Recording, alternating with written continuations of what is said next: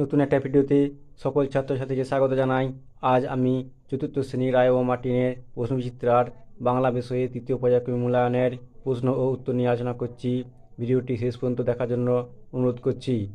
আশা করি ভিডিওটি দেখলে সকলে উপকৃত হবে। ভিডিওটি ভালো লাগলে সাবস্ক্রাইব করবে এবং লাইক শেয়ার কমেন্ট করতে একেবারে ভুলো না। শুরু করছি মূল বিষয়ে। দেখো একের দাগে দেখো শব্দার্থ লেখো। উৎপাত, উৎপাত এর শব্দ উপদ্রব। পরে দেখো প্র্যাকটিস, প্র্যাকটিস এর শব্দ হবে অর্থাৎ মানে হবে অভ্যেস বা অভ্যাস। দুই দেখো বিপরীত শব্দ লেখো। ক দুর্বল, দুর্বলের বিপরীত শব্দ হবে সবল। খ সম্ভব, সম্ভবের বিপরীত শব্দ হবে অসম্ভব, অসম্ভব। তিন নম্বর দেখো নিচের এলোমেলো বর্ণগুলি সাজিয়ে শব্দ গঠন করো। এই দেখো এটা হবে ভেবাচাকা, ভেবাচাকা। পরেরটা দেখো খ এটা হবে মজবুত। তারপরে দেখো এটা হবে আধা আধি। তারপরে দেখো এটা হবে দোকান, দোকান, দোকান। এটা হচ্ছে আধা আধি, আধা আধি। দেখো নিচের শব্দগুলি পৃথক অর্থে ব্যবহার করে দুটি বাক্য রচনা করো। দেখো লেখা আছে যে পাল, পাল দিয়ে বাক্য রচনা। দেখো খাতায় পেয়েছি একটা। পালতোলা নৌকাটি হাওয়ার বেগে এগিয়ে চলেছে। একটা হলো পাল দিয়ে পালতোলা নৌকাটি হাওয়ার বেগে এগিয়ে চলেছে। আর একটা হচ্ছে মাঠে এক পাল গরু চড়ছে। এর পরটা আছে দেখো ছড়া। ছেলেটি খুব সুন্দর একটা ছড়া আবৃত্তি করলো, একটি ছড়া আবৃত্তি করলো। আর একটা দেখো আমার বন্ধু বাজার থেকে এক ছড়া ফুলের মালা কিনে আনলো।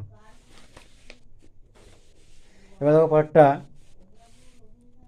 পাশে থাকে শব্দজুড়ি থেকে ঠিক শব্দ বেছে নিয়ে উপযুক্ত স্থানে বসিয়ে শূন্যস্থান পূরণ করো। দেখো শব্দজুড়িতে লেখা আছে থই থই, ধু ধু, তর তর। শব্দজুড়িতে লেখা আছে থই থই, ধু ধু, তর তর, টকবক। এখানে দেখো লাল লাল মোটা মোটা চাল দেখতে দেখতে ড্যাশ করে ফুটতে আরম্ভ করে। লাল লাল মোটা মোটা চাল দেখতে দেখতে টকবক করে ফুটতে আরম্ভ করে। পরের প্রশ্ন খ ঢালু জমিতে ড্যাশ জল, ঢালু জমিতে থই থই জল। পরের প্রশ্ন দেখো গ নন্দীদের বাঁধানো ঘাট থেকে ড্যাশ বিল দেখা যায় বহুদূর পর্যন্ত। নন্দীদের বাঁধানো ঘাট থেকে ধু ধু বিল দেখা যায় বহুদূর পর্যন্ত। পরের প্রশ্ন ঘ নৌকো এগিয়ে চলে ড্যাশ করে, নৌকো ও এগিয়ে চলে তরতর করে। পরের প্রশ্ন দেখো আদর্শ ছেলের কবিতায় প্রথম 4 লাইন কবির নাম সহ লেখো। অর্থাৎ আদর্শ ছেলের কবিতা থেকে 4 লাইন তোমাকে লিখে দেখাতে হবে। তোমাকে বলেছি এটা আবৃত্তি করে। আদর্শ ছেলে কুসুম কুমারী দাস, অর্থাৎ কুসুম কুমারী দাসের লেখা। আমাদের দেশে হবে সেই ছেলে কবে, কথায় না বড় হবে কাজে বড় হবে, মুখে হাসি বুকে বল তেজে ভরা মন, মানুষ হইতে হবে এই তার পণ। অর্থাৎ এই 4 লাইন কবির নাম সহ এই 4 লাইন তোমাদেরকে লিখতে হবে। পরে প্রশ্ন দেখো 7 দাগের নিচে নামগুলি পরিবর্তিত হয়ে কি হবে লেখো। শিয়ালদহ আছে, এটা হবে শিয়ালদা, শিয়ালদহ আছে, এটা হবে শিয়ালদা। পরে দেখো খড়দহ আছে, এটা হবে খড়দা, খড়দা। পরে দেখো টিকা লেখো ধলেশ্বরী, ধলেশ্বরী সম্বন্ধে টিকা লিখতে বলেছে। অর্থাৎ ধলেশ্বরী নদী আমরা পড়েছি।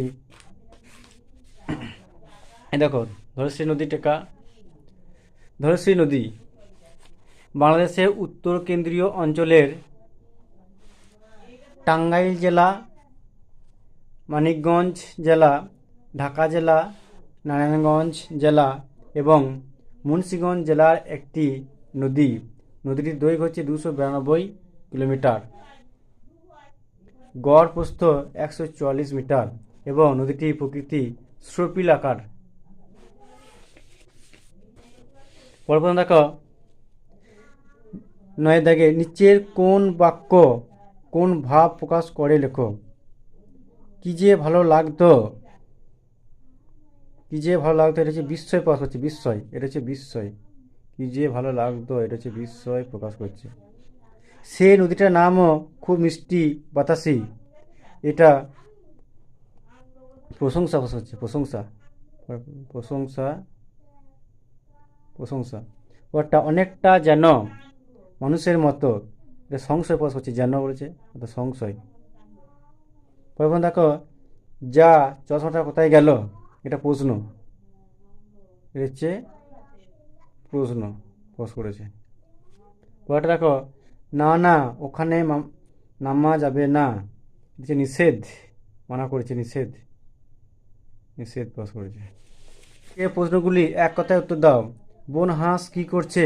বন হাঁস তার ডিম শ্যাওলায় ঢাকছে। পরের প্রশ্ন জ্যোতির মায়ের নাম কি? জ্যোতির মায়ের নাম হলো শরৎ শশী।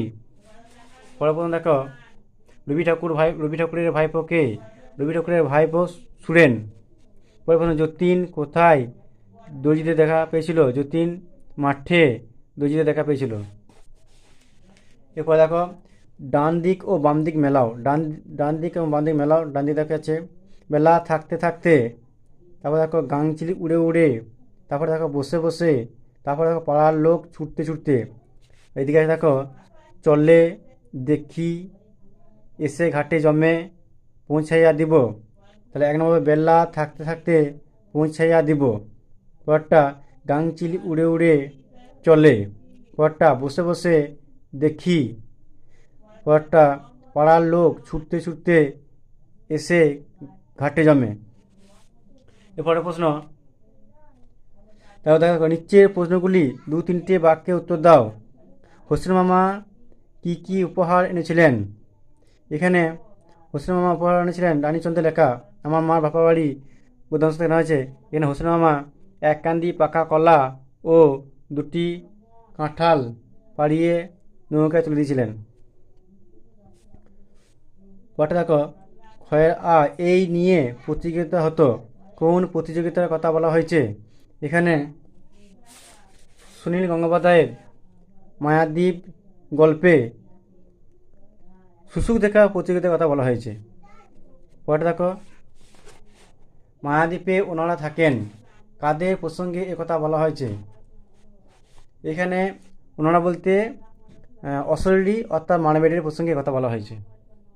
প্রথম দেখো ঘুম ভাঙানি কবিতায় কারা গান গেয়ে ডাকে? ঘুম ভাঙানি কবিতায় লণ্ঠনরা গান গেয়ে ডাকে। এই কবিতায় কোন ঋতুর উল্লেখ আছে? এই কবিতায় বসন্ত ঋতুর উল্লেখ আছে। এরপরে দেখো লেখা আছে কোনো একটি বিষয়ে অনুচ্ছেদ লেখো। হ্যাঁ, এটা হচ্ছে কাগজ, বাঙালি প্রিয় উৎসব, মানুষের জীবন বিজ্ঞানে অবদান।